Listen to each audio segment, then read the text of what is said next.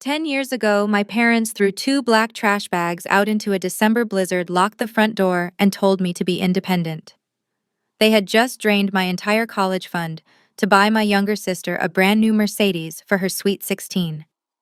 Today, I stood at the entrance of her $150,000 wedding in the Hamptons. My mother looked at me with absolute disgust and asked why it felt like something was missing.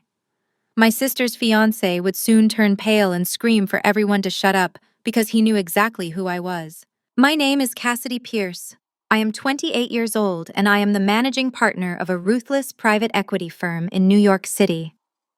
Before I continue this story, let me know where you are watching from in the comments below. Hit like and subscribe if you have ever had to cut off toxic family to protect your peace. You will want to hear how I served cold justice to the people who thought they broke me. The ocean breeze sweeping off the Atlantic did nothing to cool the suffocating atmosphere of the elite Hamptons Country Club. Crystal chandeliers hung from the vaulted ceilings of the grand foyer, casting a golden glow over the imported marble floors. Waiters in crisp white tuxedos glided past with trays of vintage champagne and delicate hors d'oeuvres. I walked through the towering glass doors, my heels clicking sharply against the polished stone. I wore a tailored midnight blue suit, sharply cut, radiating the kind of silent corporate power my family had never understood or respected. I had barely taken 5 steps inside when a manicured hand slammed against my chest, physically pushing me back toward the exit. I looked down, then slowly up, meeting the furious and panicked eyes of my mother, Diane. Her face, stretched tight from recent cosmetic procedures, was contorted in sheer rage.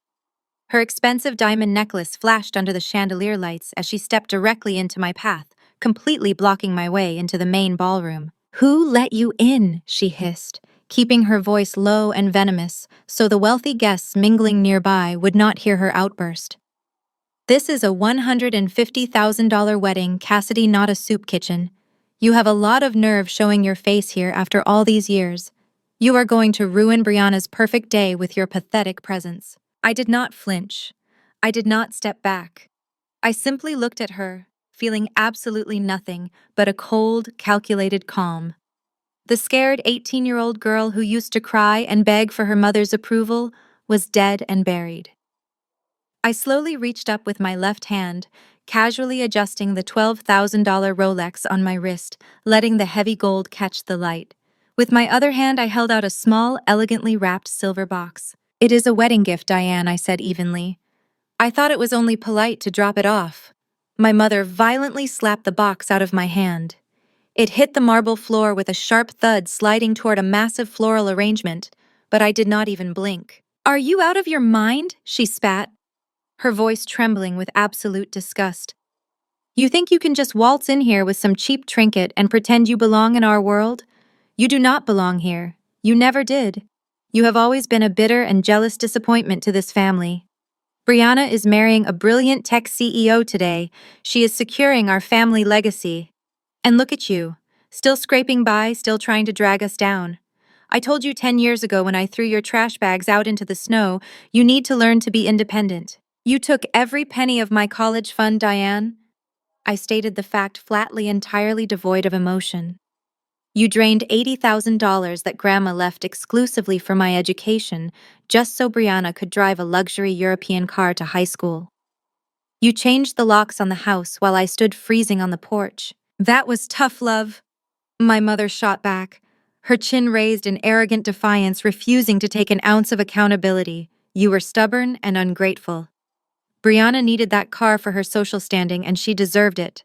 She has always been the bright light of this family. We made the right choice investing in her. Look at her now, marrying into real wealth and power. Meanwhile, you show up here uninvited, probably hoping to scavenge a free meal or beg your father to pay off your credit cards. Well, it is not going to happen. If you do not turn around and walk out those doors right this second, I am calling the country club security to drag you off the premises. They do not tolerate trespassers here, especially ones who look like they bought their clothes off a clearance rack." A slow and deliberate smile crept onto my face. It was not a warm or forgiving smile. It was the smile of a predator watching its prey walk blindly into an inescapable trap. Diane already had her designer phone in her hand, dialing the front desk, her eyes fixed on me with a triumphant and cruel glare. She fully expected me to cower. She expected me to turn around and run away in tears, just like I did when I was a helpless teenager begging for a warm place to sleep. Instead, I calmly reached into the inner breast pocket of my suit jacket. I pulled out a solid metal matte black card. It was not a standard credit card. It was a highly exclusive VIP access key, deeply engraved with the corporate insignia of the massive real estate conglomerate that owned this country club, along with a dozen other ultra-luxury properties across the East Coast. I held it up between my index and middle finger, letting her eyes focus on the glowing gold crest that only the highest-level executives possessed. "Go ahead and call them," I whispered, my voice slicing through the heavy, tense air between us. "Call security, Diane. But when they get here, they are going to salute me. Because my private equity firm holds the controlling financial stake in the parent company that owns the very floor you are standing on." Her thumb stopped hovering over the call button. The color began to rapidly drain from her meticulously painted face as her brain struggled to process the heavy metal card in my hand and the impossible words coming out of my mouth. Her mouth opened, but no sound came out. I leaned in just an inch closer, the scent of her expensive, suffocating perfume filling my lungs one last time before I shattered her reality. I dropped my voice to a freezing, businesslike tone that commanded absolute authority. "I am not here for the cake, Diane. I am not here to celebrate your golden child. I am here for a midnight deadline, and trust me, you are going to want to be in that room when the clock strikes 12. Diane stared at the heavy metal card in my hand as if it were a venomous snake. The color had completely vanished from her meticulously painted face. She opened her mouth to argue, to scream, to exert the control she had always wielded over me like a weapon. But the reality of the corporate VIP card silenced her. She knew exactly what that emblem meant. Instead of following through on her threat to throw me out, she gritted her teeth, her expensive manicured nails digging deep into her silk clutch. "Fine," she hissed, her voice trembling with a toxic mixture of fear and pure hatred. "If you insist on staying and embarrassing yourself, you will sit exactly where I tell you to. Do not speak to the important guests. Do not make a scene. Just stay in your corner and keep your mouth shut." She aggressively signaled a harried catering manager to escort me to my assigned seat. I followed him across the sprawling, lavish ballroom, walking past the massive floral centerpieces, overflowing with white orchids and towering champagne pyramids. We bypassed the VIP tables, draped in imported Egyptian cotton, moving further and further away from the brightly lit main stage. Finally, the manager stopped at the absolute farthest edge of the room. Table 40 was shoved violently into a dark, drafty corner, positioned directly next to the swinging metal doors of the catering kitchen. The frantic noise of clattering pans, breaking glass, and yelling chefs bled loudly through the thin walls. There was no floral centerpiece here. The tablecloth was visibly wrinkled. In fact, half the chairs were occupied by the coats, duffel bags, and spare uniforms belonging to the waitstaff. It was the ultimate calculated insult, the designated trash table for the discarded daughter. I did not complain. I did not let a single ounce of hurt show on my face. I simply brushed a waiter's dusty jacket off a chair, sat down smoothly, and placed my iPad on the bare table. While the rest of the room cheered and drank overpriced wine, I opened a highly classified legal document. I had a $50 million acquisition to finalize by midnight. Before I could even review the first page of the corporate audit, a heavy hand slammed down on my table, rattling my glass of tap water. I looked up to see my father's older brother, Uncle Tom. His face was flushed a deep crimson from abusing the open bar, and he wore a smug, condescending grin that I remembered perfectly from my miserable childhood. "Well, if it isn't the runaway teenager," he slurred loudly, deliberately, pitching his voice to draw the attention of the surrounding guests. Several of my distant cousins at the adjacent tables turned their heads, their eyes gleaming with the desperate anticipation of good family drama. "Your mother told me you were here trying to ruin the mood, so Cassidy, tell me, are you still flipping burgers to pay off those massive student loans? You know, if you had just swallowed your pride and apologized to your parents 10 years ago, you might not be sitting next to the kitchen garbage cans right now." I slowly locked the screen of my iPad and folded my hands neatly on the table. I looked Uncle Tom directly in the eyes, my expression utterly void of intimidation or shame. I paid off my student loans 5 years ago. Uncle Tom, I replied, my voice carrying clearly over the ambient noise of the ballroom with chilling authority. I worked 80 hours a week at a financial firm. I slept under my desk and ate instant noodles while taking night classes. I paid for every single credit completely by myself, which is absolutely fascinating considering my sister Brianna had a fully funded trust account and still managed to drop out of 3 separate private colleges. I watched Uncle Tom's smug grin violently falter as I continued to dismantle his false narrative with surgical precision. Let me see, I said, tilting my head slightly and tapping my chin in mock thought. First, it was Boston University, where she quit after exactly 1 semester because the luxury off-campus apartment was too small for her wardrobe. Then Syracuse, where she failed every single class because she was too busy partying on yachts in Miami.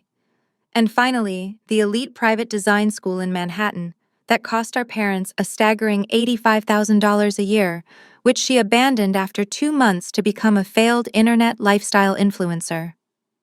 Our parents spent $250,000 for her to walk away with absolutely 0 degrees and a shopping addiction. So please tell me more about how incredibly successful the golden child is compared to the burger flipper. Uncle Tom stood entirely frozen, his mouth opening and closing silently like a fish pulled out of water. The gossiping cousins, who had been eagerly eavesdropping, suddenly found the woven patterns on their cloth napkins incredibly interesting. The silence radiating around table 40 was absolutely deafening. But the momentary peace did not last. Across the massive ballroom, the heavy oak double doors flew open, and the bride made her grand entrance. Brianna looked like a glowing princess in a custom designer gown that easily cost $30,000. The crowd erupted into applause. But the exact moment she scanned the room and locked eyes with me, sitting in the dark corner, her radiant smile instantly contorted into a twisted mask of pure fury. She aggressively whispered something to her trailing bridesmaids, picked up the massive silk skirt of her dress, and began marching directly toward the kitchen doors. Brianna stormed over like a hurricane, completely ignoring the wealthy guests trying to congratulate her. She reached into her lace bodice, pulled out a aggressively folded piece of paper, and slammed it violently onto my table. I did not flinch as the heavy parchment hit the table. I slowly picked up the aggressively folded piece of paper and smoothed it out over the surface of my iPad. It was a fully itemized invoice from the country club's catering department. My eyes scanned the ridiculous and exorbitant charges printed in crisp black ink. $5,000 for imported beluga caviar that half the guests would not even touch. $7,000 for a custom towering champagne fountain flowing with vintage Prosecco. $3,000 for artisan miniature crab cakes. $2,000 for a luxury dessert bar featuring edible gold leaf truffles. The grand total, printed in bold red ink at the absolute bottom of the page, was exactly $25,000. I looked up at my sister. Her chest was heaving under her $30,000 lace designer gown. Her perfectly contoured face was twisted into a sneer of pure, unadulterated entitlement. She looked down at me like I was a piece of dirt on the bottom of her expensive silk heels. "You are going to pay that," Brianna commanded, her voice dripping with the kind of bratty authority she had used to terrorize our household growing up. "Since Mom and Dad paid for your food and shelter for 18 years, it is time you paid them back to fund my special day. You owe me this, Cassidy. Consider it a late tax for being a burden on our family." I stared at her genuinely, marveling at the sheer depth of her delusion. She actually believed that basic legal parental obligations were a financial loan I was somehow required to repay by funding her extravagant party. Before I could point out the absolute absurdity of her demand, a heavy hand clamped down violently on the back of my wooden chair. It was my father, Richard. He had clearly been watching from the sidelines, waiting for his perfect moment to swoop in and play the protective patriarch to his golden child. He wore a rented designer tuxedo that was slightly too tight around his waist, his face already flushed from the expensive scotch he had been guzzling at the open bar on someone else's dime. He leaned over me, his breath reeking of alcohol, and intentionally raised his voice so the surrounding tables of wealthy guests and gossiping relatives could hear every single venomous word. Listen to your sister, Cassidy, Richard boomed, adopting a theatrical tone of exaggerated disappointment. You have been a financial parasite on this family your entire life.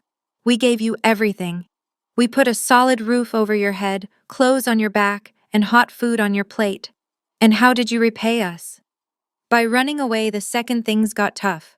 By abandoning your own blood when we needed unity the most. You threw me out into a freezing blizzard, Richard, I replied calmly, keeping my voice level and completely refusing to call him Dad. You changed the locks on the front door because I asked you not to steal my inheritance to buy Brianna a luxury car. Stop lying! Richard snapped his face, turning an angry shade of purple as he aggressively pointed a thick, trembling finger directly at my face. You were a rebellious, ungrateful child who always tried to ruin your sister's happiness because you were deeply jealous of her. You are still doing it right now. You showed up here uninvited tonight just to cast a dark cloud over Brianna's perfect wedding. Well, I am not going to let you do it. If you want to sit at that table and drink my water, you are going to pay that catering bill. It is the absolute least you can do after all the financial grief and emotional trauma you have caused your mother and me. The gaslighting was absolutely breathtaking. It was a flawless masterclass in toxic family dynamics. He was loudly painting himself as the selfless, long-suffering martyr, and me as the villainous leech, completely rewriting the dark history of how they had robbed me blind to fund Brianna's luxury teenage lifestyle. A few of the older relatives sitting at table 39 murmured their agreement, nodding sympathetically at my father. Brianna crossed her arms over her lace bodice, a smug, victorious smile spreading across her painted lips as she basked in our father's aggressive defense. Pay up, Cassidy! Brianna sneered, tapping her manicured fingernails sharply against the $25,000 invoice.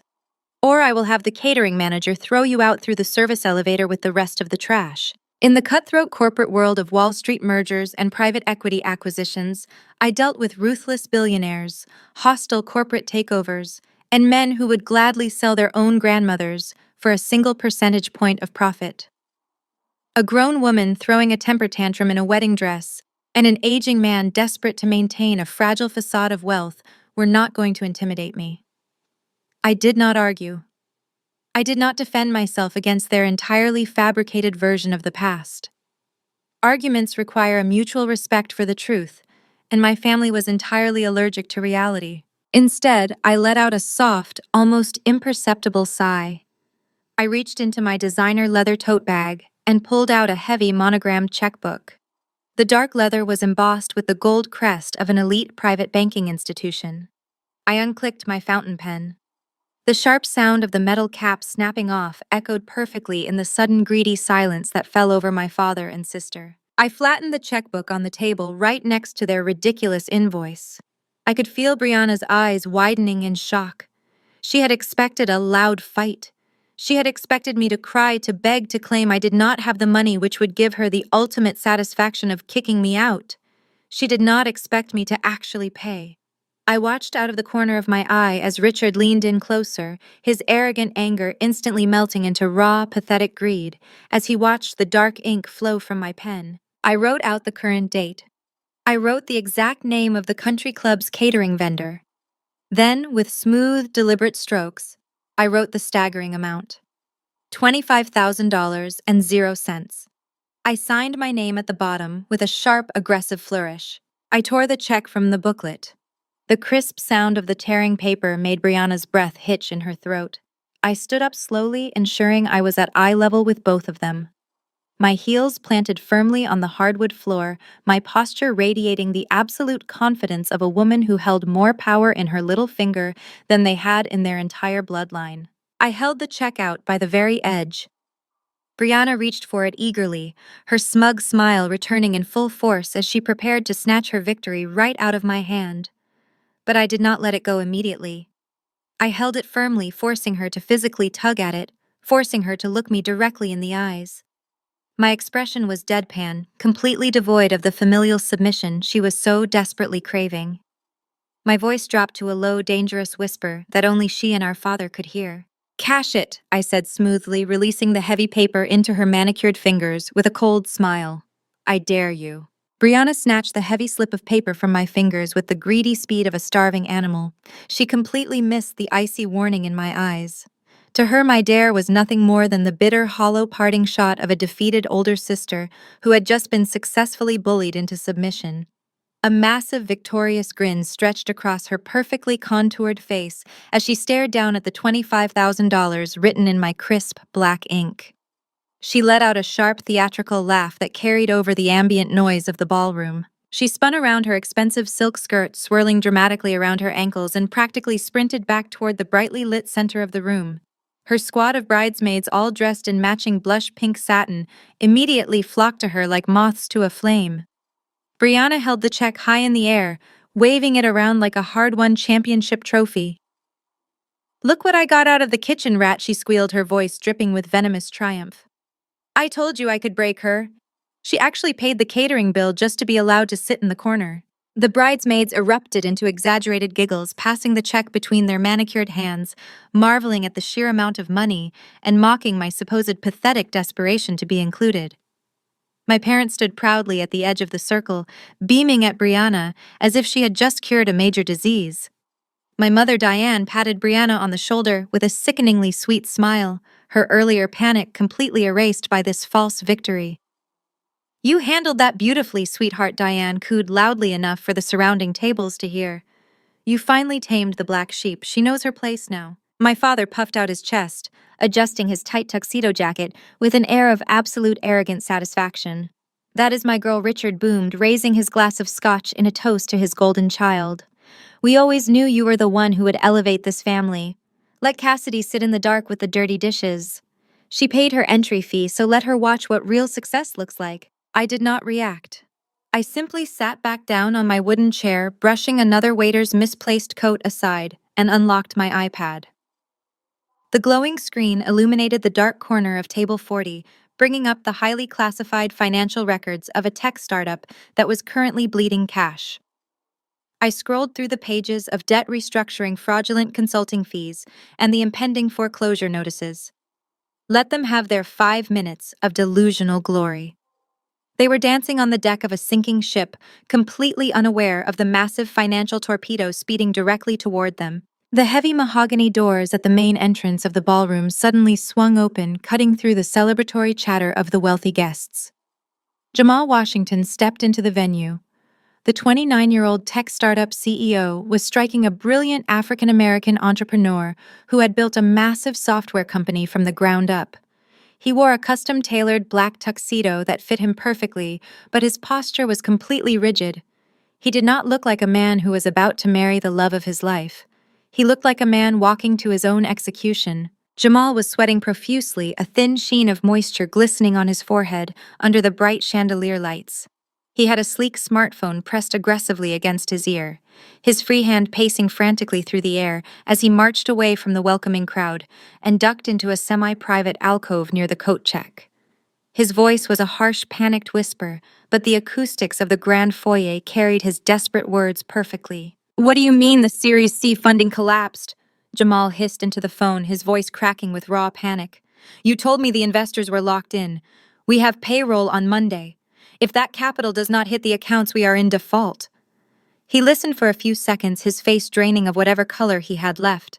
He began pacing in tight, frantic circles, running a trembling hand over his perfectly faded haircut. "I do not care what the board thinks," Jamal practically growled into the receiver. "We are bleeding millions. The private equity wolves are circling for a hostile takeover right now. Vanguard Equity has us by the throat. If their managing partner does not sign the $50 million acquisition papers by midnight tonight, we are filing for Chapter 11 bankruptcy in the morning. My entire life's work will be auctioned off for pennies. Find a way to get them on the phone. Do whatever it takes." He ended the call, shoving the phone violently into his tuxedo pocket. He closed his eyes, taking a deep, shuddering breath, trying desperately to compose himself before stepping fully into his own wedding reception. He wiped his forehead with a monogrammed handkerchief, plastered a rigid, entirely fake smile onto his face, and walked into the main ballroom. Brianna spotted him instantly. She was completely blind to the sheer terror radiating from her future husband.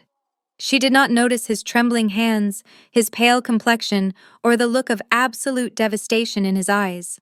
All she saw was her handsome groom, the man whose wealth and status were supposed to cement her position in high society forever. Jamal. Baby Brianna shrieked, her voice cutting through the elegant jazz music playing in the background. She practically ran across the marble floor, her massive lace skirt trailing behind her. She threw her arms around his neck, nearly knocking him off balance. Jamal tried to smile, tried to greet his bride, but his eyes were darting nervously around the room, entirely consumed by the impending midnight deadline that was about to destroy his entire existence. Brianna pulled away, her eyes glittering with malicious excitement. She grabbed his arm, her manicured fingers digging into his tuxedo sleeve. "You have to see this!" she squealed, waving my $25,000 check directly in his face. "It is the funniest thing in the world." Jamal blinked, confused and deeply annoyed by the distraction.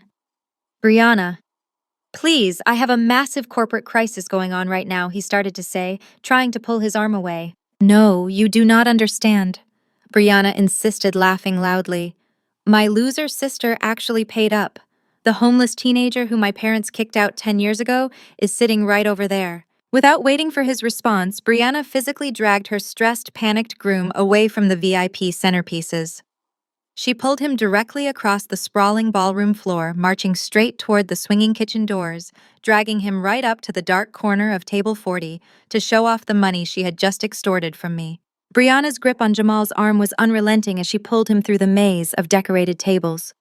She was completely oblivious to the fact that her new husband was actively having a severe panic attack about the financial ruin of his company.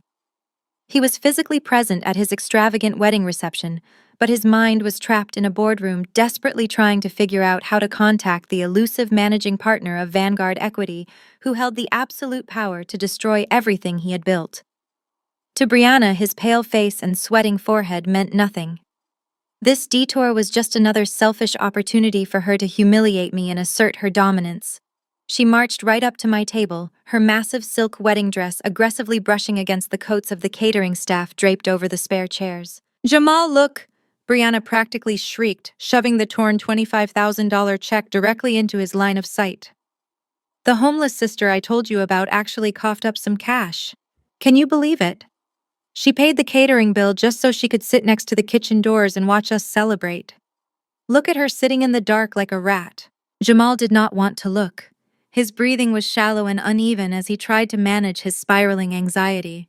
He had just grabbed a fresh crystal flute of vintage champagne from a passing waiter, holding it tightly in his left hand, as if the fragile glass stem could somehow anchor him to reality.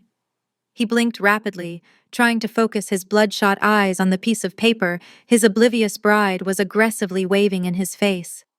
He saw the black ink. He saw the massive dollar amount. And then his eyes drifted down to the signature line. He read the name, Cassidy Pierce. He had never met the ruthless managing partner of Vanguard Equity in person. All of his desperate emails and pleading phone calls over the last 3 months had been stonewalled by armies of corporate lawyers. All he knew was the name of the woman who held the absolute financial authority over his entire existence, Cassidy Pierce. Cassidy. Jamal's gaze slowly drifted past Brianna's manicured hand and landed on the wooden table. He saw my expensive leather tote bag. He saw the glowing screen of my iPad, which was currently displaying a highly classified, heavily redacted legal document. The bold header across the top of the screen clearly read, Vanguard Equity Acquisition Contract. Then slowly, agonizingly, Jamal raised his head and looked directly at me. I did not move. I sat perfectly still in my drafty corner, my hands folded neatly on the table, my posture radiating the absolute terrifying calm of an apex predator that had just cornered its prey. I looked right back into his eyes. I let him see the cold, calculated certainty in my expression. I let him realize that the ruthless, anonymous private equity executive who had been dismantling his company piece by piece was sitting exactly where his new wife had thrown her. The physical transformation that overtook Jamal Washington was instantaneous and absolute. Every single ounce of color drained rapidly from his face, leaving his dark complexion looking like pale ash. His jaw went completely slack. His chest stopped moving as his breath hitched violently in his throat. The sheer magnitude of the horror crashing down on him seemed to completely paralyze his nervous system. He was staring at the executioner holding the axe above his neck, and his new bride had just spent the last 5 minutes poking the executioner with a sharp stick. The crystal champagne flute slipped through his trembling fingers. It fell in what felt like slow motion. The heavy glass hit the polished hardwood floor right between Brianna's designer heels. The flute shattered into 1,000 glittering pieces, the loud, violent crash cutting through the upbeat jazz music like a gunshot. The vintage champagne splashed across the floor, soaking the delicate lace hem of Brianna's $30,000 wedding gown. Brianna gasped loudly and jumped back, dropping the $25,000 check onto the wet floor. "Jamal, what is wrong with you?" she shrieked, frantically brushing the expensive alcohol off her dress. "You just ruined my hemline." The sudden noise drew the immediate attention of the surrounding guests. The lively chatter in our corner of the ballroom abruptly died down. My parents, who had followed Brianna over to gloat and watch my humiliation, suddenly pushed their way to the front. My father Richard puffed out his chest and stepped aggressively toward his new son-in-law, his face flushed with annoyance at the sudden disruption of his perfect evening. "Son, are you okay?" Richard demanded loudly, trying to assert his patriarchal authority over the situation. "Have you had too much to drink already? You need to pull yourself together. You are embarrassing Brianna in front of the country club staff." Jamal did not even blink. He did not look at my father. He did not look at his angry bride. His wide, terrified eyes remained locked entirely on me. He looked like a man who had just been shoved out of an airplane without a parachute. His entire body began to shake violently, his broad shoulders trembling under the fine fabric of his custom tuxedo. Brianna, irritated by his absolute silence and complete lack of an apology, grabbed his arm again and yanked it hard. "Jamal, I am talking to you," she whined, her voice rising to a shrill, demanding pitch. "Stop staring at her. Tell the catering manager to come clean up this mess and throw her out right now. She is ruining our reception." The sound of Brianna's demanding, spoiled voice finally snapped Jamal out of his paralyzed state.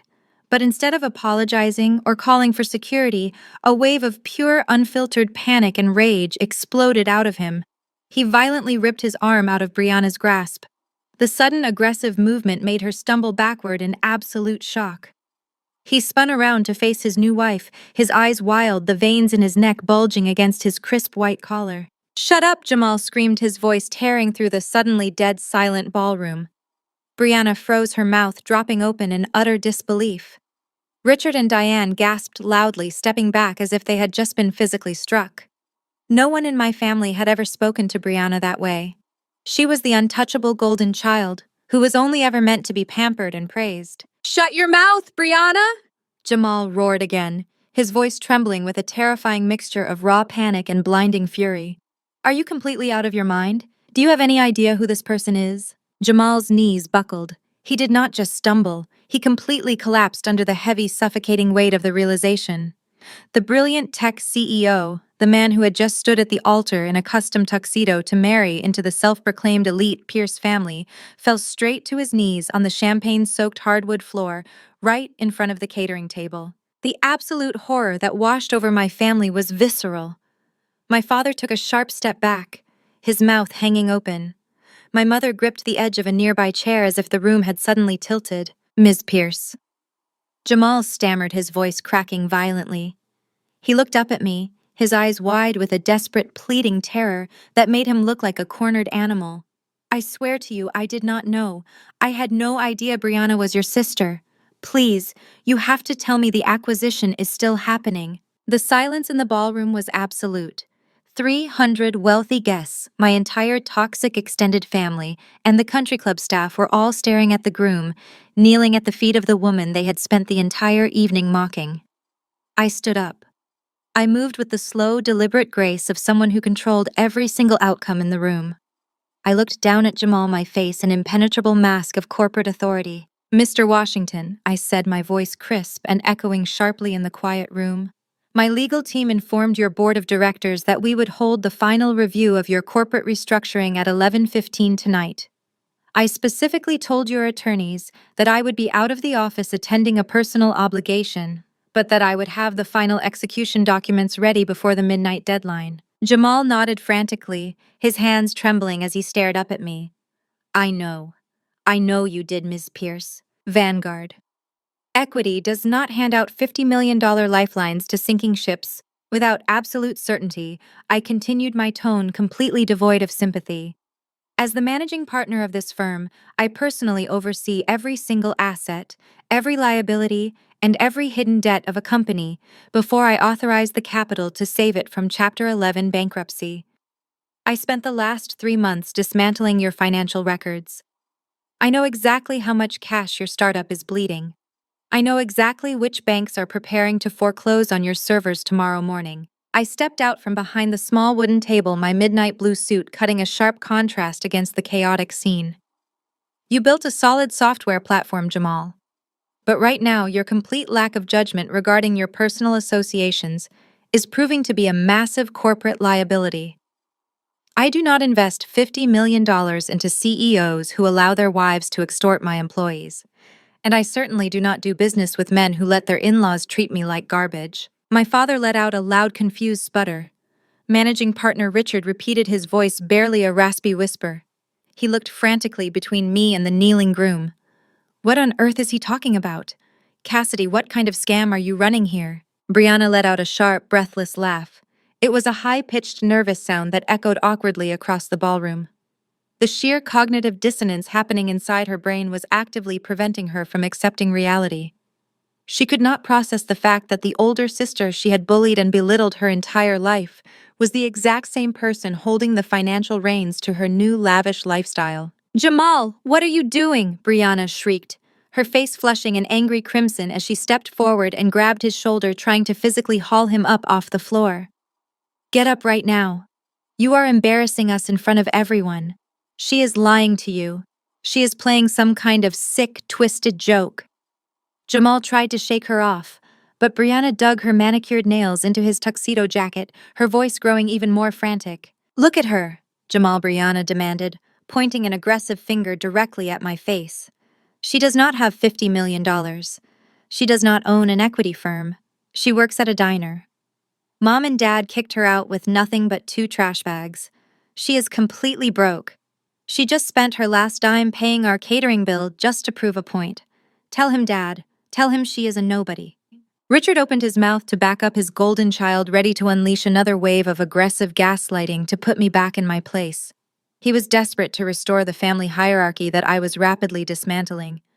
I did not give him the chance to speak. I calmly reached down to the table and picked up my iPad. I tapped the screen once, unlocking the device, and turned the brightness all the way up. With a swift, practiced motion, I turned the tablet around and thrust it directly into Brianna's line of sight. Displayed clearly on the glowing screen was the official federally stamped Vanguard Equity Acquisition Contract. The header bore the unmistakable corporate crest, and right there on the primary authorization line for the $50 million transfer was my full name, boldly printed, with my official title as Managing Partner and Chief Executive Officer. "Take a very close look, Brianna," I said smoothly, my voice dropping to a freezing register that finally pierced through her delusional bubble. "Because this is the exact document that decides whether your husband remains a tech millionaire or becomes completely unemployed by breakfast." I watched as Brianna's eyes darted across the digital document. She read the staggering financial figures. She read the complicated legal clauses. She saw the digital signatures from Jamal's own board of directors, already waiting patiently for my final approval. The reality of the situation was a massive, immovable brick wall, and she had just crashed headfirst into it at full speed. Her mouth opened and closed silently. The smug, victorious sneer that she had worn since she threw that catering invoice on my table melted away entirely. It was replaced by a hollow, vacant look of absolute terror. She slowly let go of Jamal's jacket, her hands dropping limply to her sides as she took a trembling step backward. My mother Diane pushed past Richard, her eyes wide as she tried to read the screen from over Brianna's shoulder. When the astronomical numbers finally registered in her brain, she let out a strangled gasp, pressing both hands tightly against her mouth. The woman who had proudly thrown me out into a freezing blizzard 10 years ago was now staring directly at the undeniable proof that I possessed more wealth and power than her entire social circle combined. Jamal remained on the floor, looking up at me with tears welling in his dark eyes. "Ms. Pierce," he begged, his voice stripped of all its former confidence and pride. Please, I will do whatever you want. I will restructure the board. I will rewrite the terms. Just please do not decline the acquisition. My entire life is wrapped up in that company. I slowly lowered the iPad, letting the glowing screen rest at my side. I looked down at the desperate groom, then shifted my gaze to my horrified parents and my paralyzed sister. The grand ballroom was completely dead silent. The jazz band had stopped playing. The waiters had stopped pouring wine. Every single eye in the Hamptons Country Club was fixed intently on the supposed loser sitting next to the kitchen doors. I smiled. It was a cold, empty smile that promised absolute devastation. "Get up, Jamal," I said, my voice cutting through the heavy silence of the ballroom like a blade. "Groveling on the floor of a country club is not going to save you. Only the truth will." He slowly got to his feet, his knees visibly shaking his custom tuxedo, now stained with the vintage champagne he had dropped. He looked completely defeated, all his arrogant swagger replaced by the desperate panic of a man who realized his entire life was over. I tapped the screen of my iPad again, swiping to a new, highly detailed financial document. When Vanguard Equity considers a $50 million acquisition, we do not just look at your gross revenue or your marketing projections. We perform a microscopic, ruthless forensic audit. For the past 3 months, my team of 60 corporate accountants has been tracking every single cent that moved through your corporate accounts. We cross-referenced your offshore accounts. We traced your payroll discrepancies. We found the hidden debts that you intentionally kept off the official ledgers. We found the unpaid vendor invoices that you shoved into a drawer. But what I found most fascinating was a very specific, highly recurring line item buried deep in your operational expenses.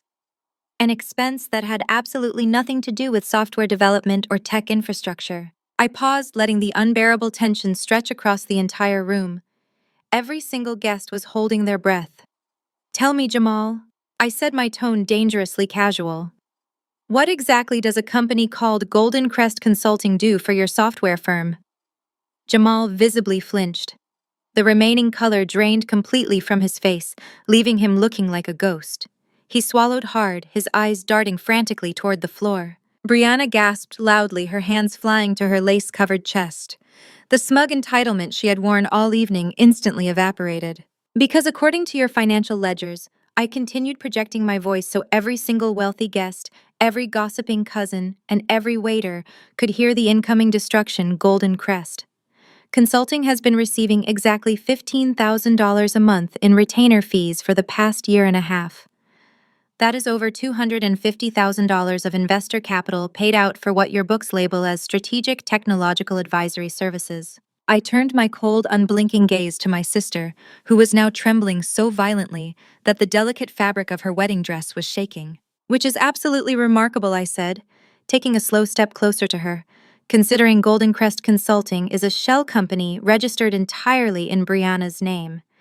And correct me if I am wrong, Brianna, but the closest you have ever come to strategic technological advisory is figuring out how to apply a vintage filter to your failed lifestyle blog before you dropped out of your third private college." A collective loud murmur of absolute shock rippled through the audience. Several of the bridesmaids exchanged horrified looks. My father looked deeply confused, his alcohol-addled brain clearly not grasping the severe legal implications of the situation. "What does it matter?" Richard blustered, stepping forward again, puffing out his chest to defend his favorite child. "They are getting married. It is his money. He is a millionaire. He can give his wife an allowance if he wants to." "It is not his money, Richard," I snapped, completely dropping any pretense of polite family discourse. "It is investor capital. When a chief executive officer funnels investor money into his fiancée's personal bank account through a fake shell company to buy her Chanel bags and fund her luxury vacations to Bali, it is not a sweet allowance. It is called embezzlement. It is federal corporate fraud." I turned back to Jamal, who looked like he was going to be physically sick right there on the marble floor. "The Securities and Exchange Commission takes a very dim view of wire fraud," Jamal Y stated, coldly delivering the killing blow. "My legal department has already compiled the entire paper trail, the fake invoices Brianna submitted every 30 days, the matching wire transfers from your corporate account, The credit card statements showing that every single dollar of that $15,000 a month went straight to luxury retail stores and exclusive spas in Manhattan.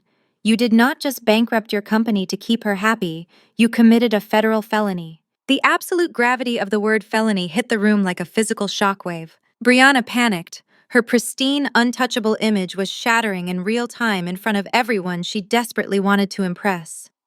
That is a complete lie, she shrieked, her voice cracking as she pointed an aggressive finger at me. I am a consultant. I helped him with networking. He gave me that money because I deserve it. You are just trying to ruin my wedding because you are a jealous, bitter loser who cannot stand to see me succeed. But Jamal was no longer playing the role of the supportive, loving fiancé.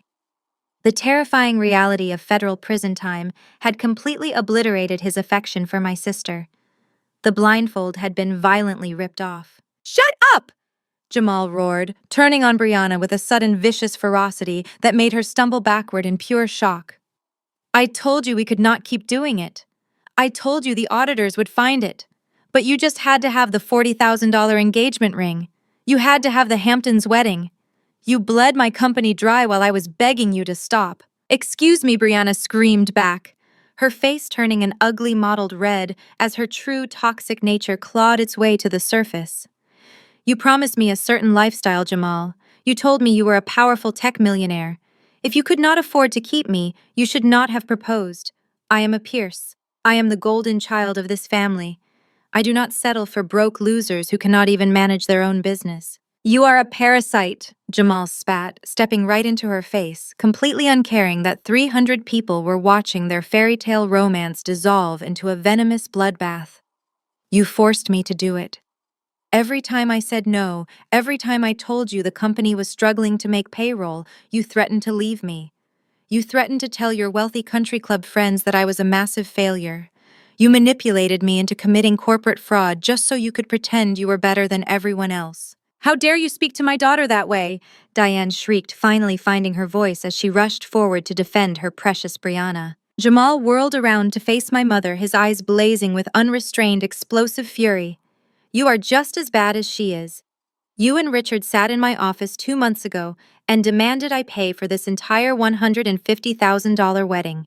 You knew I was stressed about money, but you pushed and pushed because you wanted to show off to your snobby friends. You completely enabled her delusion. You bred a monster." Brianna let out a sound of pure rage and lunged at Jamal, her perfectly manicured hands clawing at his custom tuxedo jacket. "Do not talk to my mother like that," she shrieked loudly. "You are nothing without me. You are a complete fraud." Jamal aggressively shoved her hands away, the force of his movement causing her to stumble and nearly trip over her heavy, ruined silk skirt. "I am going to federal prison because of you," he screamed, his voice breaking with sheer, unadulterated desperation. The sound of Jamal's broken voice echoing across the ballroom was finally enough to snap my father out of his paralyzed state of confusion. Richard pushed his way past the shattered glass on the marble floor, his face flushed with a volatile mix of alcohol and aggressive denial. He stepped directly between the warring bride and groom, waving his hands frantically as if he could physically wave away the legal reality I had just dropped on them. "Stop this nonsense right now," Richard bellowed, pointing a thick, trembling finger directly at my face. "You are lying, Cassidy. I know exactly what you are doing. You created these fake documents on your little tablet just to cause a scene. You have always been insanely jealous of your sister. You could not stand the fact that she is marrying a millionaire while you have absolutely nothing, so you fabricated this entire elaborate scam to ruin her perfect day." My mother, Diane, immediately latched onto my father's delusion. It was her default survival mechanism. Whenever reality threatened to expose her toxic behavior, she simply rewrote reality. She smoothed down her expensive silk dress and took a step toward me, plastering on a sickeningly sweet, authoritative smile that made my skin crawl. "Your father is right," Diane said, her voice dripping with the exact same manipulative condescension she had used to control me when I was a child. "Cassidy, this childish game ends right now. You have had your little moment of revenge, and you got your attention. Now put that toy away. If Jamal is actually in some kind of minor financial trouble, then you are going to help him. If you actually have any authority at whatever company you work for, you are going to sign those acquisition papers immediately. You are going to authorize that money tonight, because family helps family. You owe us that much after the stunt you just pulled. I stared at her. For 10 years, I had prepared myself for this exact confrontation. I had anticipated their anger, their denial, and their greed. But hearing her actually weaponize the concept of family after everything she had done to me was almost too perfect. A laugh escaped my lips. It was not a warm or amused sound.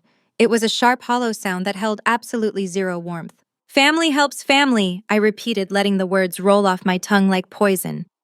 Is that the new rule, Diane? Because I seem to remember a very different set of rules when I lived under your roof. Does family help family the way you helped me when I turned 18? Does family help family the way you forged my signature on a stack of banking documents to drain my entire $80,000 inheritance from Grandma? Diane's fake smile completely collapsed. She took a sharp breath, glancing nervously over her shoulder at the crowds of wealthy country club guests who were listening to every single word. I kept my voice loud, crisp, and entirely devoid of mercy. You dragged me to a crooked notary who owed Dad a favor, I said, taking a deliberate step toward my parents. You illegally transferred $80,000 out of a trust fund that was explicitly designated for my college education. And what did you do with that money, Diane? Did you invest it? Did you save it for an emergency? No. You walked straight into a luxury car dealership and bought Brianna a brand new Mercedes-Benz for her sweet 16 just so she could impress a bunch of spoiled teenagers. You committed fraud to buy a car, and then you threw me out into a blizzard with nothing but 2 trash bags because I dared to ask for my own money back. Keep your voice down, Richard hissed, his face turning an alarming shade of purple as the murmurs of disgust began to ripple through their elite social circle. People are staring. I want them to stare. Richard, I fired back, my eyes locking onto his. I want every single one of your country club friends to know exactly how you afford your country club memberships. You are a vicious, ungrateful liar, Richard roared, completely losing his temper. His arrogant facade shattered entirely, leaving behind nothing but raw, panicked rage. We had to take that money. You did not need it. Brianna needed that car to maintain our family image. And we are not thieves. We are investors. I am a brilliant investor. We put everything we had into Jamal's company. We invested $500,000 into his startup. Jamal's head snapped up. You what? He whispered, his eyes wide with horror. Richard ignored him, his anger driving him to confess everything in a desperate attempt to regain the upper hand. Yes, Richard screamed at me, completely forgetting his audience.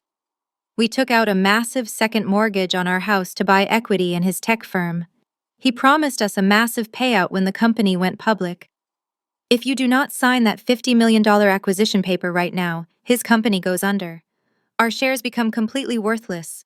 If Jamal goes bankrupt, we cannot pay the bank. If you do not sign that paper, we lose our home. The absolute dead silence that followed his screaming confession was deafening. The entire crowd of 300 guests, the wealthy elite of the Hamptons, the snobby relatives who had mocked me all night, stood entirely frozen. They were watching the proud, boastful Richard Pierce completely humiliate himself, publicly admitting that he was leveraged to the absolute limit and entirely dependent on his daughter's charity to keep a roof over his head. Richard stood there panting, his chest heaving, suddenly realizing the massive catastrophic mistake he had just made by screaming his financial ruin out loud. Diane covered her face with her hands, letting out a muffled sob of pure mortification. I did not blink. I did not show a single ounce of pity. I simply reached back into my designer leather tote bag. I pulled out a thick, heavy manila folder. It was not a digital document on an iPad. It was a physical, legally binding stack of papers stamped with the red seals of the Federal Banking Commission. I tossed the folder onto the wooden table next to the torn pieces of the $25,000 check. The heavy thud of the paper hitting the wood echoed like a judge's gavel. I know you took out a second mortgage, Richard, I said smoothly, my voice dropping to a terrifyingly calm register. I have known about your crippling debt for exactly 2 weeks. Richard stared at the folder, a new kind of terror dawning in his eyes. What is that? He choked out, taking a hesitant step forward. When a regional bank realizes a client has taken out a massive high-risk second mortgage to invest in a failing tech startup, they consider that loan to be toxic, I explained, delivering a ruthless masterclass in high finance to the silent ballroom. Banks do not like toxic debt, so they bundle those bad loans together and sell them off at a discount to massive private equity firms who specialize in asset liquidation. I tapped the thick folder with my index finger. Vanguard Equity buys debt bundles. Richard first stated, my eyes locking onto his terrified face. When I saw your name on a list of distressed assets, I personally authorized the purchase of your specific loan portfolio. What you do not know, what your regional bank has not mailed you the notification letter for yet, is that Vanguard Equity bought your debt bundle last week. The color completely drained from Richard's face.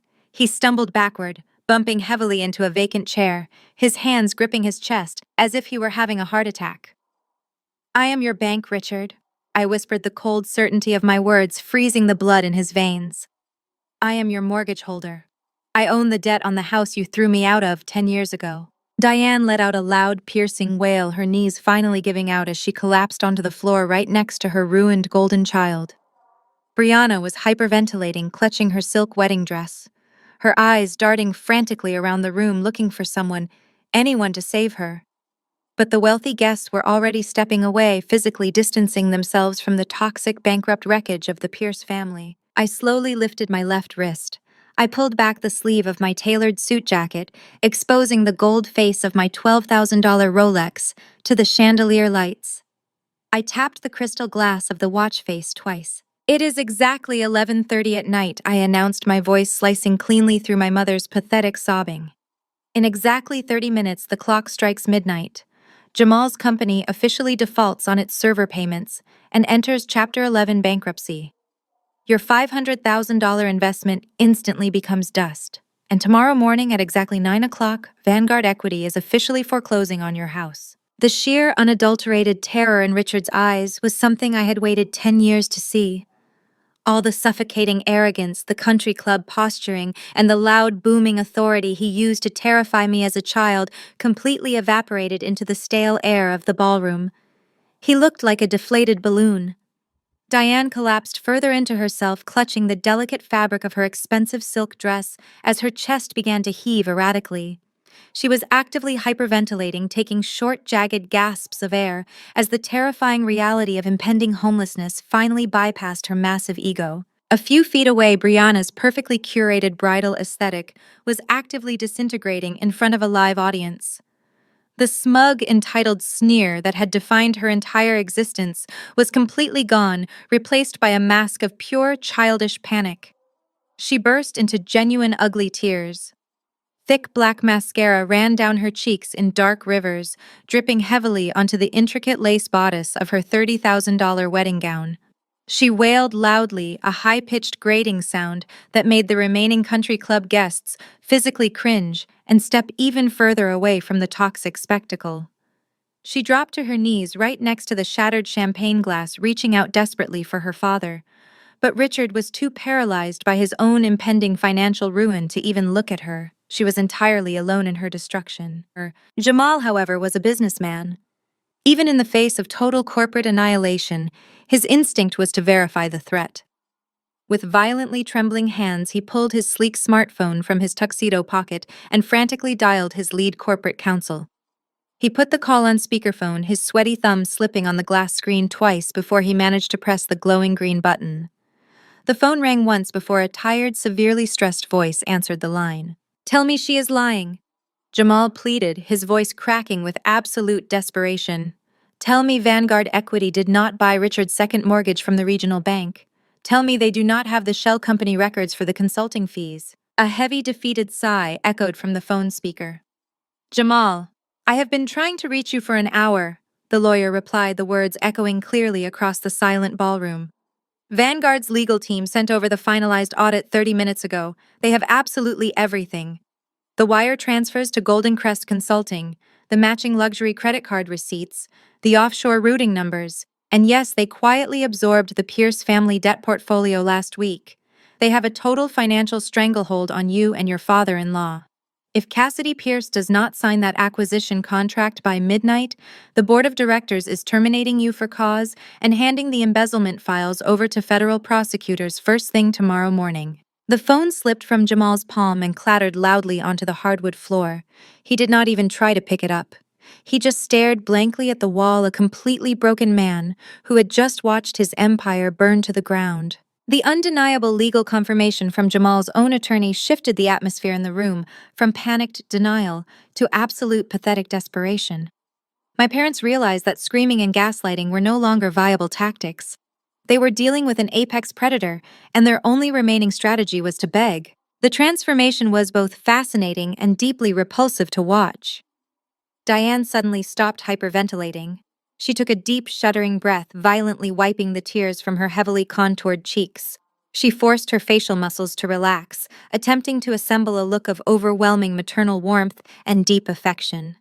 It was the same fake cloying expression she used when posing for country club holiday cards, but right now, layered over her sheer panic, it looked entirely unhinged. She took a step toward me, her hands outstretched in a pleading gesture. "Cassidy, my sweet girl." Diane cooed, her voice trembling as she desperately tried to inject warmth into her tone. "Oh, Cassidy, you have to understand why we did what we did." She took another step, entirely ignoring the heavy manila folder of her financial ruin sitting on the table between us. "I always knew you would be the most successful one." Diane continued, her voice growing louder, desperately performing for the few guests who had not yet fled to the exits. "I always told your father that you had a brilliant mind. You were so strong, so fiercely independent. We knew that keeping you in this house would only hold you back. We had to push you out into the world so you could reach your true potential.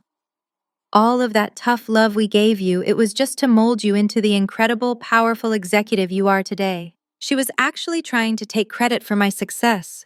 She was trying to reframe a decade of neglect, theft, and emotional abuse as some kind of visionary parenting strategy. Richard eagerly jumped onto the manipulation bandwagon. He nodded frantically, clasping his hands in front of his chest like a man praying for salvation. "Your mother is right," he chimed in, his voice taking on a sickeningly sweet, pleading quality. "We are so incredibly proud of you, Cassidy. You have built an empire. You proved us right. You are the true savior of the Pierce family. Now please, you have to help us. Family sticks together when things get tough." Diane lunged forward, throwing her arms open wide, attempting to pull me into a tight, desperate embrace. She wanted to physically trap me in her toxic web, to use a motherly hug to erase 10 years of calculated cruelty. I did not let her touch me. As her hands reached for my shoulders, I stepped back sharply and shoved her away with a firm, rigid push against her collarbone. The physical rejection was swift and absolute.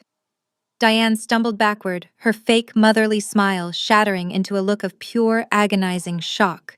"Do not ever touch me," I warned, my voice dropping to a low, dangerous octave that radiated pure ice. "Do not stand there and try to rewrite history. You did not use tough love. You used me as a financial shield to protect your own fragile egos and your spoiled golden child. You are not proud of me. You are just terrified of the monster you created." I reached into my tailored suit jacket and pulled out a heavy, solid gold fountain pen. I clicked the cap off with a sharp, echoing snap that made my father flinch. I held the pen up in the air, the polished metal gleaming under the crystal chandeliers. I looked down at the weeping bride, the paralyzed groom, and my pathetic, groveling parents. "I will sign the $50 million bailout for Jamal tonight," I announced, my voice ringing with absolute, undeniable authority. "I will authorize the funds. I will save his company from bankruptcy, and I will completely clear your second mortgage so you can keep your precious house." Diane gasped, a flicker of greedy hope instantly igniting in her tear-filled eyes. "Oh, thank God," she sobbed loudly. But I held up my index finger, silencing her instantly. "I will do all of it," I said, staring directly into my father's terrified eyes. "On one condition." I pointed my gold fountain pen directly past my parents, aiming it squarely at the brightly lit main stage across the ballroom. The 8-piece jazz band had stopped playing several minutes ago, standing awkwardly behind their instruments as the catastrophic family drama unfolded. Right in the center of the stage stood a silver microphone on a heavy iron stand bathed in a warm spotlight that was originally intended for the best man's toast. "You are going to walk up to that stage," I said, my voice carrying the absolute, uncompromising weight of a corporate judge. "Both of you. You are going to stand in front of your wealthy country club friends, your gossiping relatives, and every single person you invited to this massive spectacle. And you are going to tell them the exact truth about why I am sitting at the catering table tonight. Richard swallowed hard, his Adam's apple bobbing nervously against his tight collar. What do you mean? He choked out, his eyes darting frantically toward the stage and then back to the crowd. We already told them you were invited. We can just say there was a misunderstanding with the seating chart. Do not play stupid with me, Richard. I snapped, stepping forward and invading his personal space. You are going to speak into that microphone, and you are going to confess. You are going to tell 300 people that you forged my signature. You are going to admit that you stole $80,000 from your 18-year-old daughter's trust fund to buy Brianna a luxury car. And then you are going to tell them how you threw my belongings into the snow and changed the locks because I begged you not to steal from me. Diane let out a loud, pathetic whimper. Cassidy, please, she begged, tears streaming down her ruined makeup. You cannot ask us to do that. We will be ruined. We will be completely ostracized. We will never be able to show our faces in this town again. I checked the heavy gold watch on my wrist. It is now 11:32, I announced coldly. Every minute you waste crying is a minute closer to your total financial annihilation. You care so much about your public image. You care so much about how these snobby elites perceive you. Well, you have exactly 28 minutes to decide what is more important to you, your fake country club reputation or the roof over your head. If you are not speaking into that microphone in the next 60 seconds, I am walking out those doors, and Vanguard Equity will crush you before the sun comes up. The reality of their situation clamped down on them like an iron vice. There was no negotiation. There was no manipulative loophole they could squeeze through.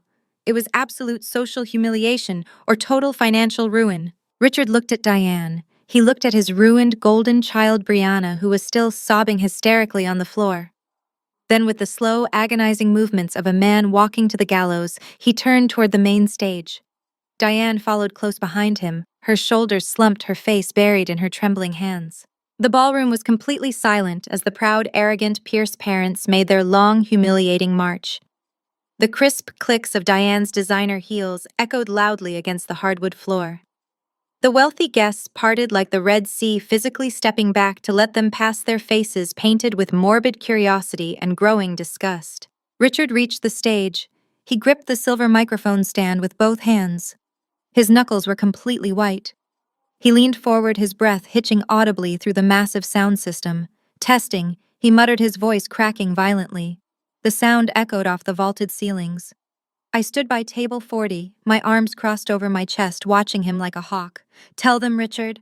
I called out, my voice easily carrying across the quiet room.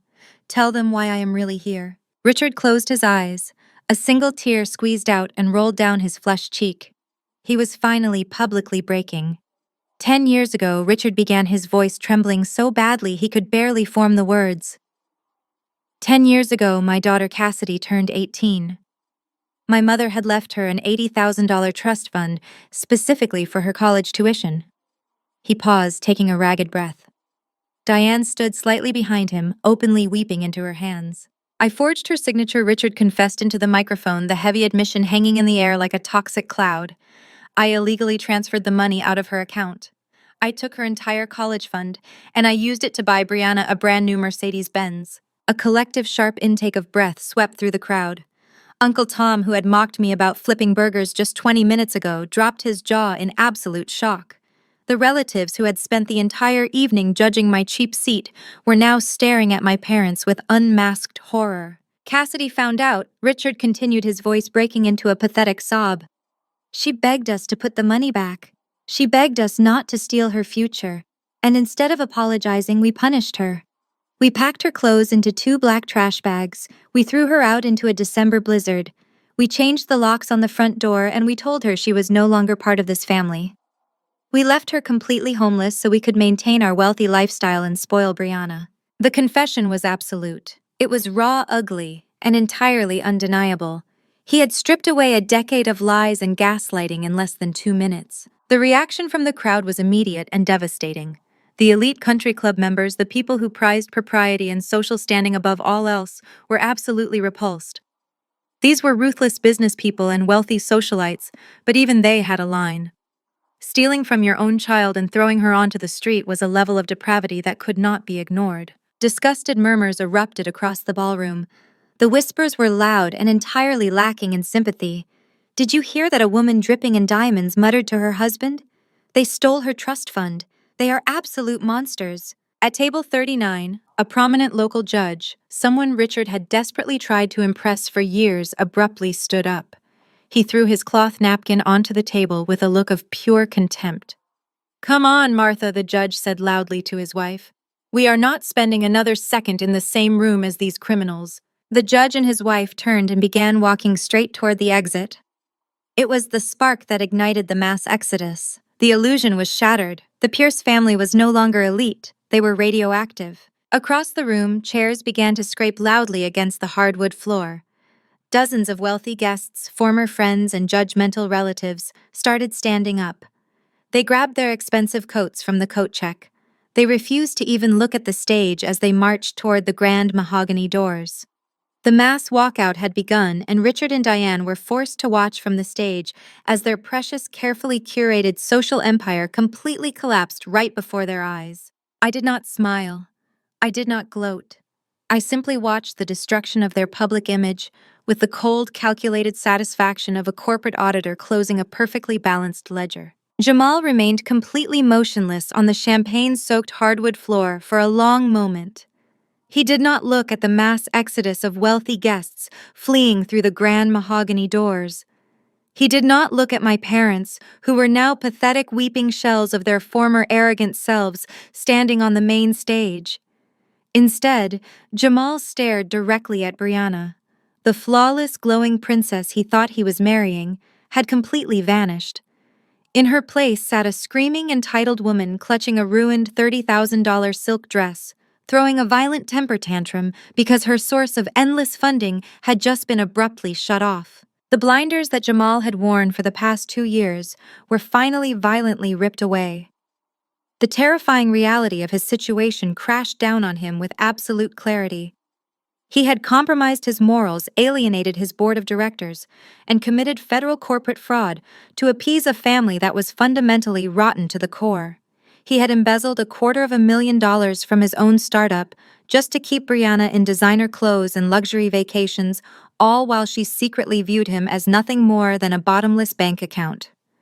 He was about to go to federal prison, and he had done it all for people who were perfectly capable of robbing their own teenage daughter and leaving her to freeze in a blizzard. The overwhelming panic that had previously paralyzed Jamal suddenly crystallized into something entirely different. It turned into pure, unfiltered, explosive rage. Jamal pushed himself off the floor.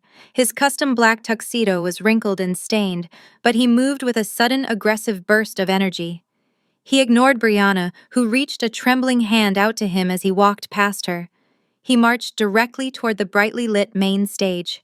He took the carpeted stairs 2 at a time, his heavy footsteps thudding loudly against the wooden platform. Richard was still standing at the center of the stage, gripping the silver microphone stand with white knuckles, his face buried in his chest as he openly sobbed. Jamal did not say a word to his newly minted father-in-law. He simply reached out, grabbed the heavy iron stem of the microphone stand, and violently ripped it out of Richard's hands. The sudden force made Richard stumble backward, nearly tripping over the thick audio cables snaking across the stage. Jamal pulled the microphone off its clip. He turned to face the nearly empty ballroom. The only people left were a few morbidly curious relatives, the stunned catering staff, the venue security, and me. "This wedding is permanently canceled." Jamal's voice boomed through the massive sound system, vibrating against the crystal chandeliers. His tone was rough, stripped of all its former corporate polish, echoing with raw, desperate fury. Brianna gasped loudly from the floor, her head snapping up. "Jamal, no!" she shrieked, her voice cracking in pure panic. "You cannot do this to me. I am doing it!" Jamal roared back into the microphone, pointing an aggressive finger directly at her from the stage. "The fairy tale is over, Brianna. I am not marrying into a family of thieves and liars. For 2 years, you and your parents made me feel like I was not good enough. You constantly reminded me that I had to earn my place in your elite little circle by paying for everything. You demanded the Hamptons Country Club.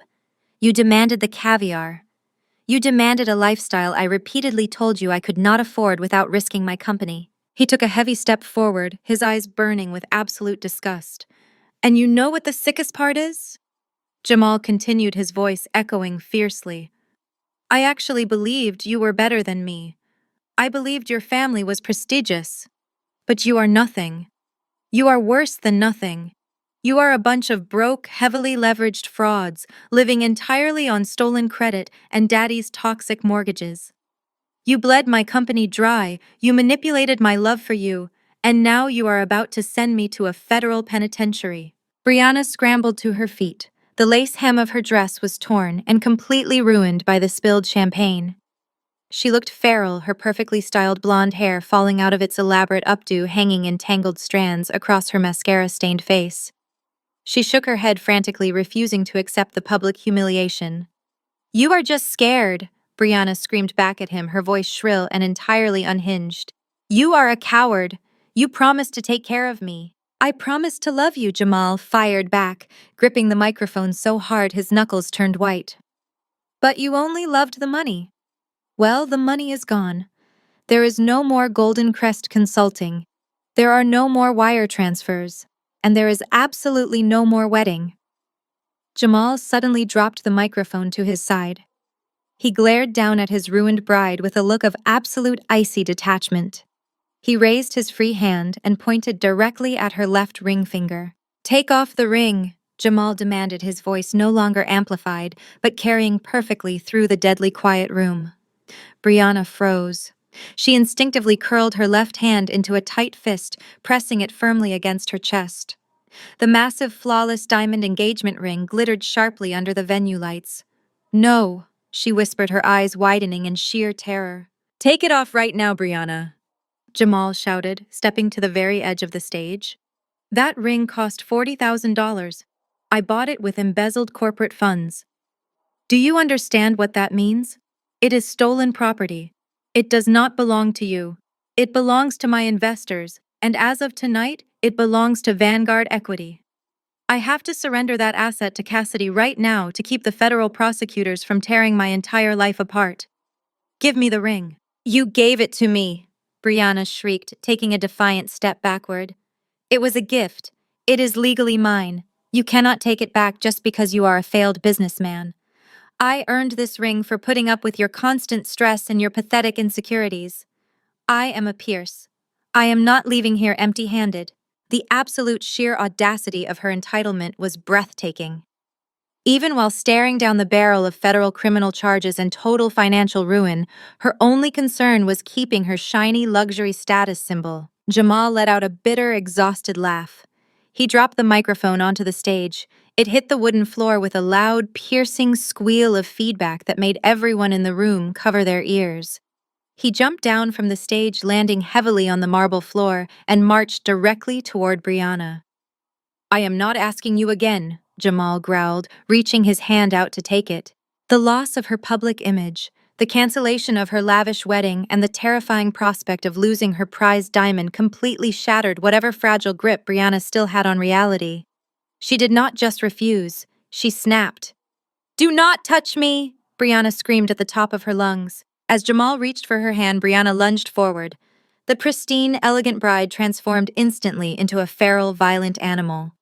She threw her entire body weight against Jamal, tackling him hard against the edge of a decorated dining table. The impact knocked a towering floral arrangement onto the floor, sending white orchids and broken glass flying in every direction. Brianna began physically attacking him. She swung her fists wildly, her heavy diamond ring cutting a sharp red scratch across Jamal's cheek. She clawed at his custom tuxedo jacket, ripping the silk lapel right off the seam. She was screaming incoherently, a terrifying mixture of sobs and vicious curses, completely destroying the last shred of dignity her family possessed. Jamal threw his arms up to protect his face, stumbling backward under the sheer ferocity of her attack, shouting for her to get off him. The chaos was absolute. Richard and Diane stood completely frozen on the stage, watching their golden child physically assault her former groom. But the country club staff did not hesitate. The venue manager screamed an order, and 3 large security guards in dark suits immediately sprinted across the ballroom. They crashed into the warring couple. It took 2 heavily muscled guards to physically pry the screaming, thrashing bride off the bleeding groom. They grabbed Brianna by the arms, dragging her backward across the marble floor, while her $30,000 wedding dress ripped loudly under their heavy boots. The heavy wooden doors of the grand ballroom slammed shut, finally cutting off the shrill, echoing screams of my sister as the security team dragged her out into the lobby. The sudden quiet that settled over the room was heavy and suffocating, broken only by the sound of Diane weeping uncontrollably on the stage. Jamal remained on the floor near the shattered floral arrangement, pressing a torn piece of his expensive silk lapel against the bleeding scratch on his cheek. He looked completely vacant, a hollow shell of a man who had just watched his entire future evaporate in a matter of minutes. The fairy tale wedding had officially transformed into a crime scene of shattered egos and ruined lives. But my father was not finished. The survival instinct of a man drowning in catastrophic debt is a terrifying thing to witness. Richard slowly lifted his head from his hands. He looked at the empty room at his sobbing wife, and then his frantic bloodshot eyes locked directly onto me. He had just publicly destroyed his carefully curated social reputation. He had admitted to being a thief and a terrible father in front of the most powerful people in the Hamptons. He had paid the ultimate social price, and now he expected his financial salvation.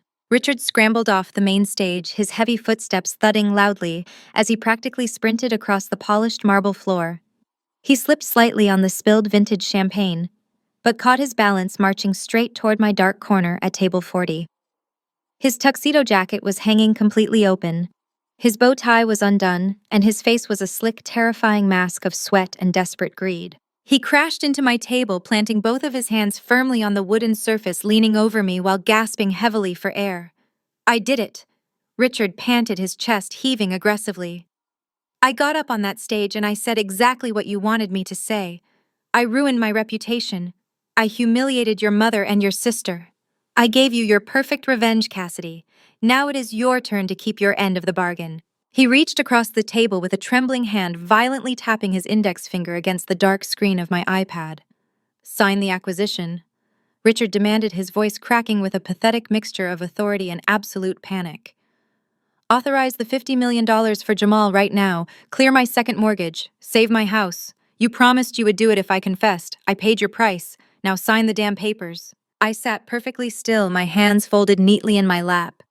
I looked at the desperate, broken man standing in front of me. 10 years ago, I had stood on the freezing front porch of his house sobbing, begging him to let me back inside, promising to work 3 jobs to replace the money he had stolen. He had looked at me then with nothing but cold, absolute disgust, completely unmoved by my desperation. Now the roles were entirely reversed. He was the one begging for shelter, and I was the one holding the keys. I slowly stood up, smoothing the front of my midnight blue suit. I did not immediately answer him. Instead, I stepped out from behind the table and walked a few feet over to where Jamal had dropped his crystal flute earlier. Lying on the damp hardwood floor, partially soaked in expensive champagne, was the $25,000 check I had written to cover Brianna's ridiculous catering invoice. I leaned down and picked up the heavy piece of paper. I walked back to table 40, holding the check up so Richard could clearly see his own name and my signature. His eyes locked onto the money. He looked deeply confused, his brow furrowing in frustration. "What are you doing?" Richard hissed, his panic escalating by the second. "Forget the catering bill. I do not care about the check anymore. I need you to sign the Vanguard equity contract." I held the check firmly between both hands. I looked Richard directly in the eyes, my expression utterly devoid of warmth or mercy. Then with a slow, deliberate motion, I tore the check straight down the middle. The crisp sound of tearing paper echoed sharply in the quiet corner of the ballroom. Richard gasped loudly, his eyes widening in absolute horror as I stacked the 2 halves together and tore them again. I continued ripping the heavy paper into smaller and smaller pieces, completely destroying the $25,000 that Brianna had gloated over just an hour ago. I let the tiny shredded pieces of paper fall from my fingers. They fluttered down like snow, landing softly on the wooden table and scattering across the floor at Richard's feet. "Oh, I forgot to mention one very important detail," I said, my voice completely smooth and dripping with freezing corporate detachment. "I am not paying for the catering tonight. And I am absolutely not clearing your second mortgage." Richard froze, his jaw dropping open. He looked from the shredded confetti on the table up to my face, his brain completely failing to process the magnitude of the betrayal. "But you promised," he whispered, his voice trembling so violently he could barely form the words. "You said if I went on that stage and confessed, you would sign the papers." "I promised I would sign the bailout on one condition," I corrected him, stepping closer so there was absolutely no misunderstanding. "I wanted you to confess your crimes publicly. I wanted everyone to know exactly what kind of monster you are. But I never actually intended to sign the acquisition, Richard. You lied to me," he screamed, his face turning an explosive shade of purple as he slammed his fist down on the table. "You tricked me into destroying my own life." "I did not trick you into anything," I fired back, my voice rising with undeniable authority. "You destroyed your own life the second you decided to leverage your house to fund a fraudulent tech company. You think a tearful apology on a stage magically erases federal crimes. You think a forced confession suddenly makes your son-in-law a viable investment. I am the managing partner of a $50 billion equity firm, Richard. I have a fiduciary duty to my investors. Vanguard Equity does not buy companies run by embezzlers. We do not reward corporate fraud with massive bailouts. And we certainly do not clear the debts of arrogant men who steal from their own children." Richard let out a strangled, agonizing sound that was half scream and half sob. He realized in that exact moment that he had completely sold his soul, obliterated his reputation, and humiliated his family for absolutely nothing. He had walked right into my trap, and the steel jaws had just snapped shut, severing his last remaining lifeline. I calmly reached down to the table and picked up my iPad. The screen illuminated, casting a pale glow over the shredded pieces of the catering check. The $50 million Vanguard equity acquisition contract was still open, the signature line blinking steadily, waiting for my final approval. I looked at Richard one last time, ensuring he saw exactly what I was about to do. I did not tap the green button to authorize the transfer. I firmly pressed the red button marked Decline and Terminate. A digital stamp instantly appeared across the document, voiding the entire multi-million-dollar deal in a fraction of a second. A split second later, a loud, aggressive buzzing sound vibrated across the marble floor. We both looked over. Jamal's sleek smartphone, which he had dropped near the shattered floral arrangement during Brianna's attack, was lighting up like a siren. The buzzing was relentless, echoing violently through the dead, silent ballroom. The screen flashed brightly, displaying an urgent incoming high-priority email from his corporate board of directors. The subject line was clearly visible even from a distance. Immediate termination for cause. The board was officially firing him, stripping him of his own company, before the clock even struck midnight. Jamal stared down at the glowing screen of his smartphone. The harsh white light of the display illuminated the absolute despair etched into his face. He did not need to open the email to know his fate. The preview text was a brutal and efficient corporate execution. Effective immediately, the board of directors has voted unanimously to terminate your position as chief executive officer, pending a full federal investigation into unauthorized financial distributions. The phone slipped from his limp fingers and hit the hardwood floor with a dull thud, coming to rest right next to the shredded pieces of the $25,000 check. Jamal did not scream. He did not cry. He simply folded in on himself, pulling his knees to his chest, as he sat on the champagne-soaked floor, rocking back and forth in a state of absolute catatonic shock. Richard, still leaning heavily against table 40, let out a long, hollow wheeze. His legs finally gave out entirely. He slid down the side of the wooden table and crumpled onto the floor, clutching his chest, as the terrifying reality of his impending homelessness crushed the last remaining breath from his lungs. The proud, booming patriarch who had terrorized our household for decades was now nothing more than a pathetic weeping heap of ruined tuxedo fabric. But my mother was not ready to surrender. The sudden and complete evaporation of her wealth, her social standing, and her golden child's future triggered a catastrophic psychological meltdown. Diane scrambled off the main stage, her designer heels clicking frantically across the marble floor. She marched toward me, her face contorted into a mask of pure, unadulterated hatred. All the fake maternal warmth and desperate pleading from 10 minutes ago had completely vanished, replaced by the vicious, toxic venom that I remembered so vividly from my childhood. "You are a monster!" Diane shrieked, her voice echoing shrilly across the empty expanse of the grand ballroom. "You are a cold, heartless, vindictive monster." She stopped just 3 feet away from me, her chest heaving, her hands balled into tight fists at her sides. She wanted to strike me. I could see the violent urge twitching in her shoulders, but the sheer freezing authority radiating from my posture kept her physically paralyzed. "Look at what you have done!" Diane screamed violently, gesturing toward the broken men on the floor, and the heavy wooden doors where Brianna had just been dragged out. "You destroyed your sister's wedding. You sent her husband to prison. You are taking our home. We gave you life, Cassidy. We raised you, and you came here tonight specifically to ruin us. You are a psychotic, ungrateful wretch, and you are going to burn in hell for what you did to your own blood." I did not raise my voice. I did not cross my arms defensively. I stood perfectly still, the absolute epitome of corporate power and impenetrable personal boundaries. I let her scream. I let her hurl her toxic abuse at me, feeling absolutely nothing but a profound, liberating sense of indifference. Her words, which used to cut me to the bone when I was a desperate teenager seeking her approval, now bounced off me like paper airplanes hitting a titanium vault. "Are you finished, Diane?" I asked, my voice terrifyingly calm and even. Diane gasped, completely thrown off balance by my total lack of emotional reaction. She opened her mouth to scream another insult, but I cut her off with a sharp, commanding wave of my hand. "You do not get to play the victim tonight," I stated, stepping forward and forcing her to take a nervous step backward. "You did not raise me. You tolerated me until I became a financial inconvenience, and then you discarded me. You threw me out into a freezing winter storm with nothing but the clothes on my back. You watched me cry on your front porch and you locked the door."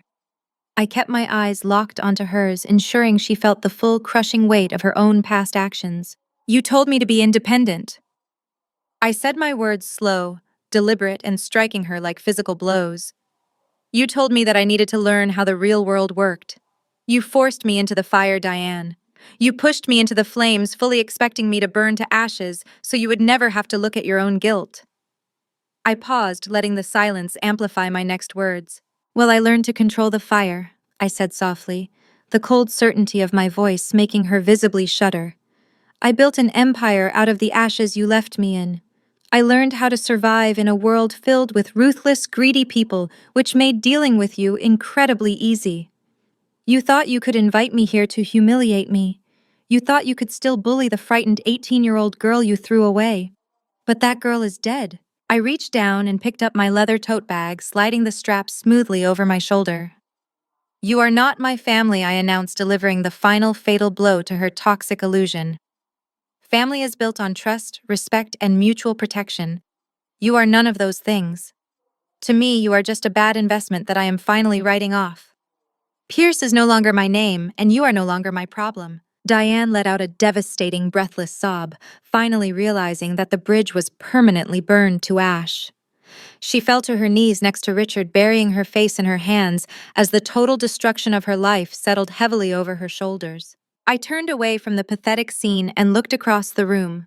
Standing near the swinging kitchen doors was the country club's general manager. He had been watching the entire spectacle unfold with wide, terrified eyes. He knew exactly who I was. He knew that the VIP black card I carried meant I represented the parent company that signed his paychecks. I raised my hand and caught his eye. I gave him a single sharp nod, signaling him to approach. He practically sprinted across the room, stopping respectfully a few feet away from me, completely ignoring the weeping family on the floor. "Yes, Ms. Pierce," the manager asked, his voice shaking slightly. "How can I assist you?" I adjusted the cuffs of my midnight blue suit. "The groom has just been terminated from his corporate position, and his bank accounts will be entirely frozen by federal investigators before sunrise," I informed him with crisp professional detachment. "He will not be paying the $150,000 bill for this reception." The manager's eyes widened in panic as he looked down at Jamal. "Shut off the open bar," I commanded, my voice echoing with finality. "Turn on the house lights, call your security team, and have them clear the room immediately. This party is officially over." The general manager did not hesitate for a single second. When the managing partner of the real estate conglomerate that signs your paychecks tells you a client cannot cover a $150,000 tab, you act with absolute ruthless efficiency. He pulled a black two-way radio from his belt and barked a series of rapid, sharp commands. Within 10 seconds, the harsh, bright fluorescent house lights snapped on, instantly killing the romantic golden ambiance of the expensive crystal chandeliers. The sudden sterile brightness exposed the absolute wreckage of the grand ballroom.